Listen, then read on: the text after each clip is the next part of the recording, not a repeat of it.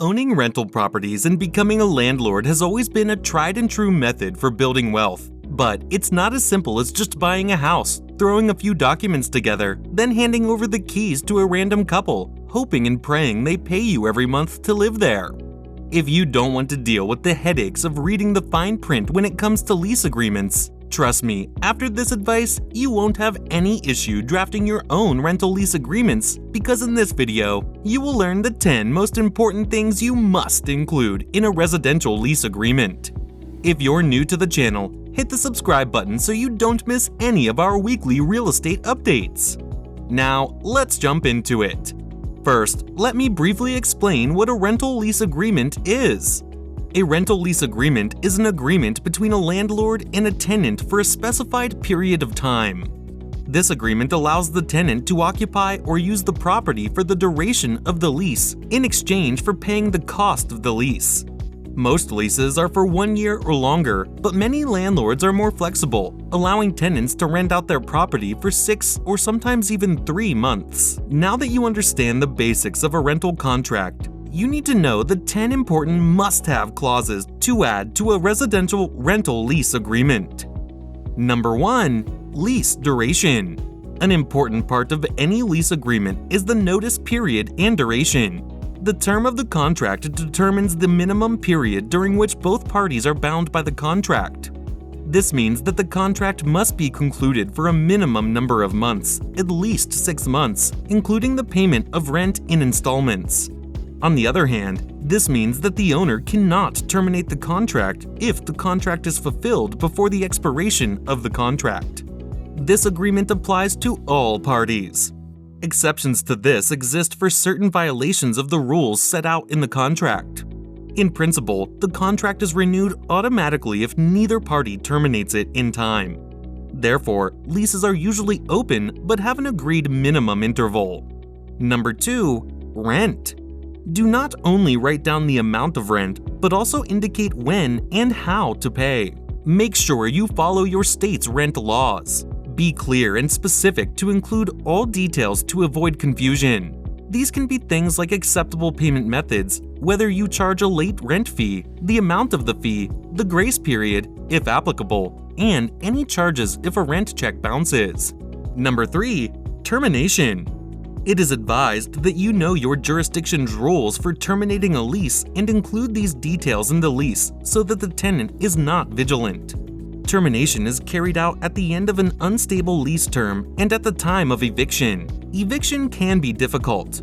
You may think you know the rules, but giving tenants the false impression that eviction is imminent can put you on the wrong end of a lawsuit.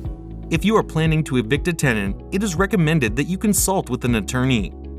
Number 4. Subleasing clause. At some point, most landlords have a tenant who wants to sublet the apartment to a friend or stranger. To avoid trouble, make sure your lease agreement includes a subletting clause that requires the tenant to obtain your written consent before transferring the lease to another person. If the tenant wants to rent out the property, you can reject or accept the offer.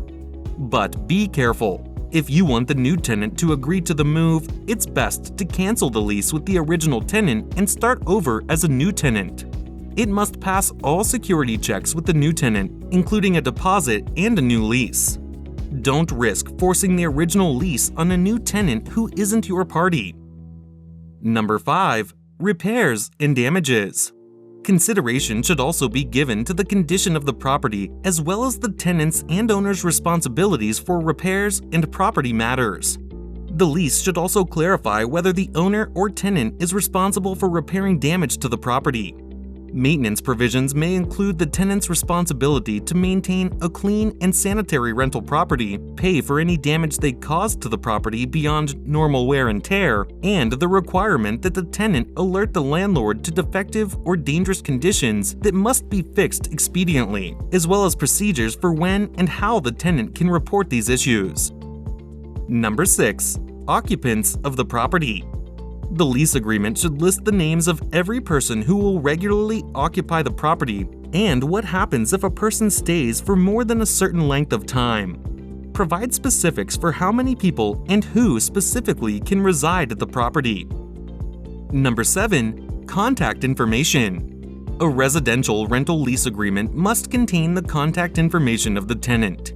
At some time, the landlord may require to reach out to the tenants about certain matters. The landlord has to make use of the contact information to reach the tenants. Residential leases often include a section about how the landlord and tenant will stay in communication with each other. Although text messages or other forms of instant messaging may be convenient, it's important to get as much information as possible. Number 8. Description of the rental property. Please provide the full address of the property, including house number and apartment number if applicable. You should also check the included storage space or dedicated parking space. For example, if your rental includes a designated parking space, be sure to write down the rack or space number. Similarly, identify areas that tenants cannot access, such as a locked shed in the backyard. Number 9. Important rules and policies.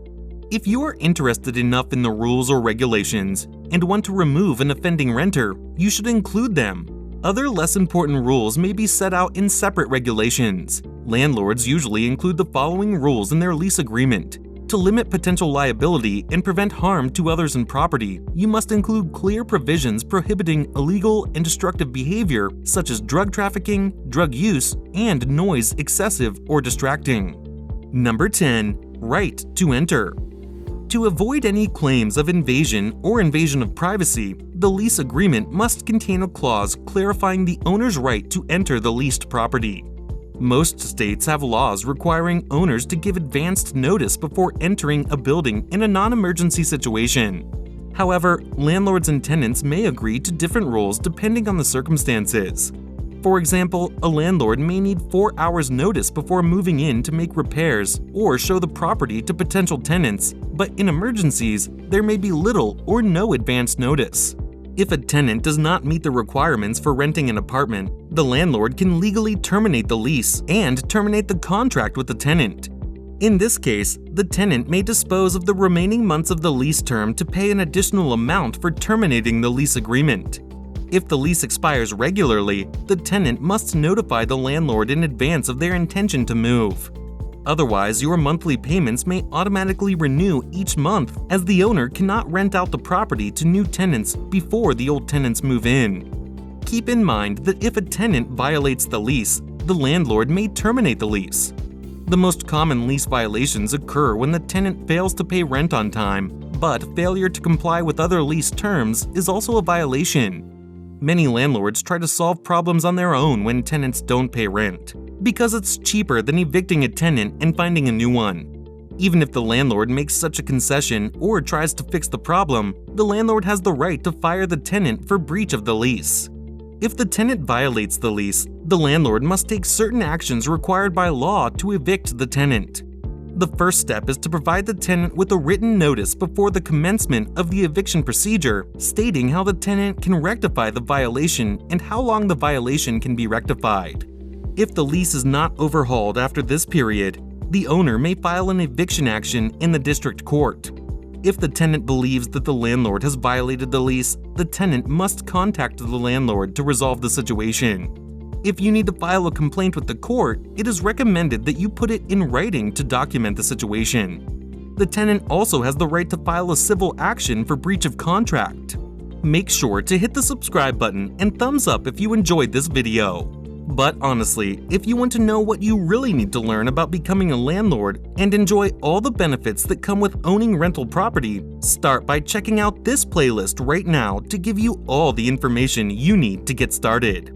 I'll see you in the next one.